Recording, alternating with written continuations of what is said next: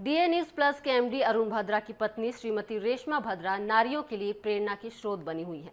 श्रीमती रेशमा भद्रा बच्चों को पेंटिंग समेत कई आर्ट से जुड़ी चीजें सिखाती हैं और बच्चों के अंदर की खूबसूरती को निखारती हैं। हमारी सहयोगी प्रियांशा ने श्रीमती रेशमा भद्रा से खास बातचीत की है। आइए आपको सुनाते हैं। नमस्कार, मैं हूं आपके साथ प्रियांशा लाजस और हमारे खास कार्यक्रम नारी तो नारायणी में आप सभी का बहुत स्वागत करती हूं। आज हम आपको मिलाने जा रहे हैं एक ऐसी शख्सियत से जो अपने आप में कई महिलाओं के लिए एक प्रेरणा बन रही है। आज हमारे साथ है श्रीमती मिसेस अरुण भद्रा जी की, हमारे एमडी की धर्मपत्नी जी रेशमा भद्रा जी। तो आइए आज हम आपको उनसे मुलाकात कराते हैं और जानते हैं क्या कुछ उनके बारे में है खास। बहुत बहुत स्वागत है आपका हमारे चैनल पे मैडम।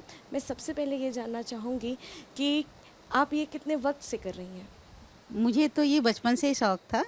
फिर मैंने अपने बच्चों के एजुकेशन के दौरान उनको भी क्राफ्ट और ड्राइंग इन सब में प्रेरित किया और उनको सिखाया भी। और आज जब मेरे बच्चे बड़े हो गए हैं तो मुझे लगता है कि जब मुझे इन सब चीज़ों का शौक़ है और मुझे आता है तो मैं अपने आसपास के जितने भी बच्चे हैं उनको अपने घर पे इन सब चीज़ों की शिक्षा देने लगी।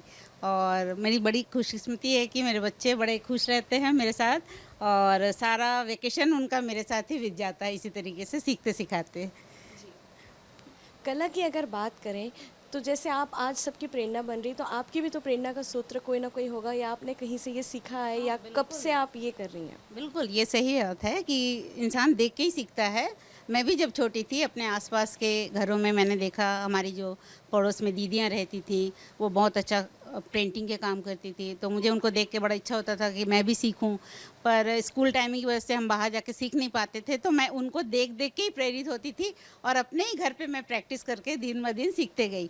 तो मैंने अपने बच्चों को प्रोफेशनली भी ट्रेनिंग दिलवाई क्योंकि मैं वो शिक्षा नहीं ले पाई थी, बस मैं शौक़ के बतौर बनाती थी और आज भी बनाती हूँ।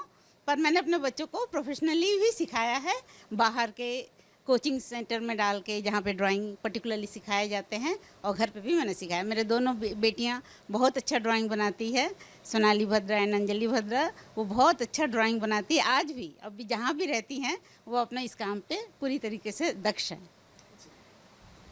कई ऐसी महिलाएं होती हैं जो अपने आप में उनके अंदर काफ़ी टैलेंट और हुनर होता है मगर वो कभी भी सामने नहीं आती हैं, उनके लिए आप क्या कहना चाहेंगी? मेरा यही कहना है कि आपको अपना दायरा नहीं देखना है कि हम छोटे दायरे में रहते हैं या हमारे पास तो ऐसा कोई साधन नहीं है। आप चाहो तो 1 से 100 बच्चों को आप सिखा सकते हो। अपने ही घर से शुरुआत कर लो, कोई बड़ा इंस्टीट्यूट की ज़रूरत नहीं होती है। आप अपने ही घर से इस चीज़ की शुरुआत करते हो, जैसा मैंने भी किया।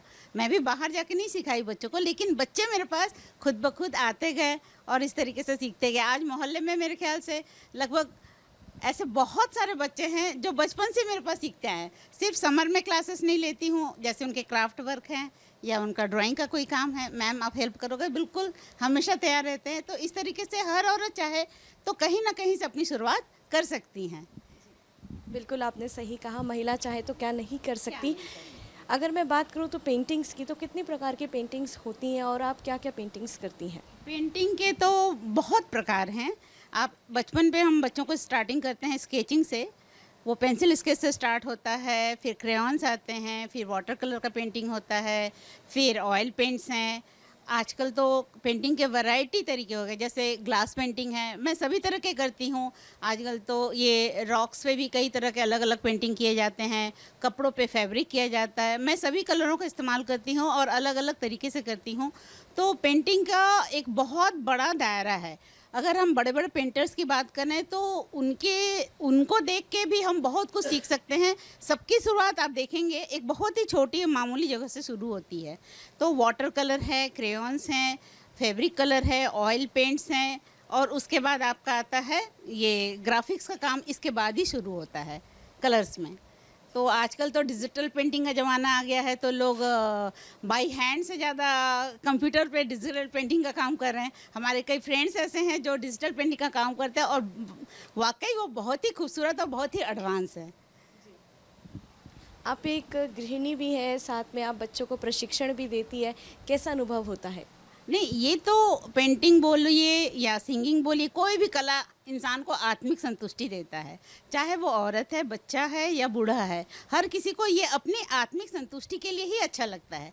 बाकी वर्क फील्ड तो सबका अपना अपना रहता है, उसके बाद जो थोड़ा सा रिलैक्सिंग मूड रहता है तो उसमें इंसान ये ड्राइंग, पेंटिंग, सिंगिंग, डांसिंग, ये सारी जो कला हैं इंसान को मानसिक तरीके से बहुत ही शांति और सुकून देता है, और कह लीजिए कि इंसान को एक प्रेरणा मिलती है जीने की। आप उन महिलाओं को हमारे डी न्यूज़ प्लस के माध्यम से क्या संदेश देना चाहेंगी जो आज अपने आप में सशक्त बन रही है उनके लिए? कहना क्या है, सभी से यही है कि आप जितना फ्रस्ट्रेशन, जितना तनाव आपको वर्क फील्ड में मिलता है, उसके साथ साथ आप अपनी ज़िंदगी को रोचक और सुव्यवस्थित कर सकते हैं, थोड़ा सा आर्ट और कल्चर को भी अपनी ज़िंदगी में एक स्थान देके। और ऐसा नहीं है, हर औरत या हर पुरुष, हर एक के अंदर एक सॉफ्ट कॉर्नर होता है। ये सॉफ्ट कॉर्नर वही होता है जो उनको सुकून दिलाता है या बहुत अच्छा, मन को अच्छा लगता है। तो किसी को नाटक में इंटरेस्ट है, किसी को सॉन्ग्स में है, किसी को ड्राइंग में है, तो हर कोई चाहे तो थोड़ा सा वक्त अपने लिए निकाल सकता है, और निकालना भी चाहिए, ताकि हमें बार बार डॉक्टरों का दौर ना करना पड़े। ये हमारे मानसिक शांति और तनाव को कम करते हैं। बहुत बहुत धन्यवाद रेशमा जी आपका। ये थी हमारे साथ रेशमा भद्रा जी, जो अपने आप में कला से परिपूर्ण है, जिनसे हमने जाना कि कितना कुछ खास होता है, महिलाएं किस तरीके से अपने टैलेंट के जरिए उभर सकती हैं।